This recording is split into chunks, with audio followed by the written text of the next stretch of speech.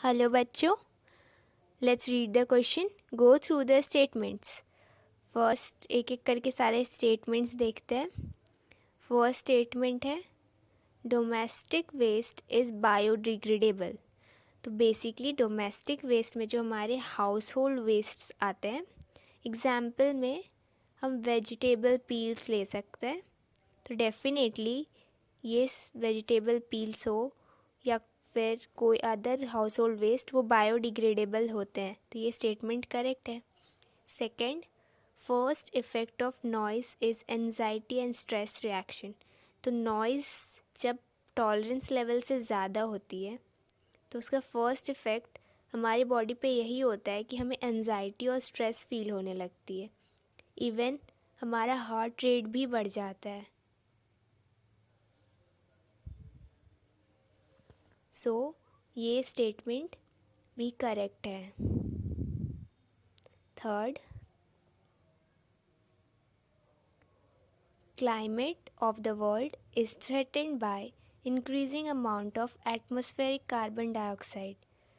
तो अगर हमारे एटमॉस्फेयर में CO2 इंक्रीज़ होगी, उसकी वजह से ग्लोबल वार्मिंग होगी, क्योंकि ग्रीन हाउस गैसेस भी इंक्रीज़ होंगे. तो ग्लोबल वार्मिंग भी बढ़ जाएगी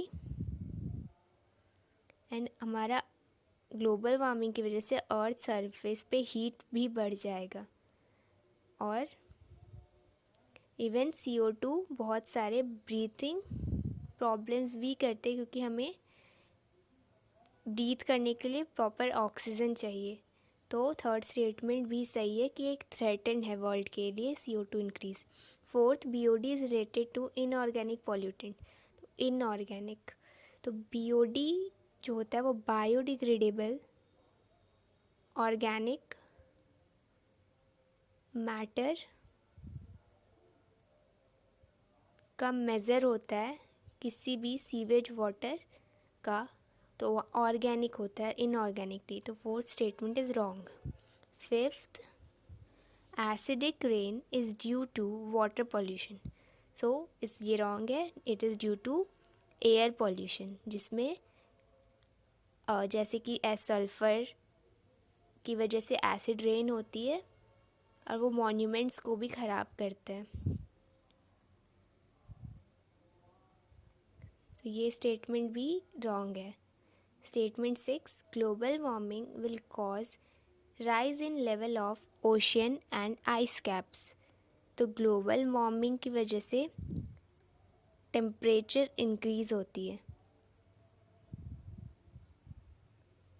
एंड अगर टेम्परेचर इंक्रीज़ होगी तो आइस कैप्स पे जो आइस होते हैं वो मेल्ट होना स्टार्ट हो जाते हैं एंड इसकी वजह से ओशन के वाटर लेवल इंक्रीज़ होने लगती है. सो यहाँ पे हमारे स्टेटमेंट में लिखा है will cause rise in level of ocean. ये तो करेक्ट है, but in ice caps level decrease होना चाहिए, ना कि इंक्रीज़, बिकॉज वो मेल्ट होता है. तो स्टेटमेंट 6 भी रॉन्ग है. और हमें how many of the above statement are wrong पूछा है. 3 स्टेटमेंट 4, 5 एंड 6 रॉन्ग है. तो ऑप्शन डी, थर्ड 3 स्टेटमेंट्स गलत होंगे. तो option D will the correct answer. Hope you understood it well. All the best.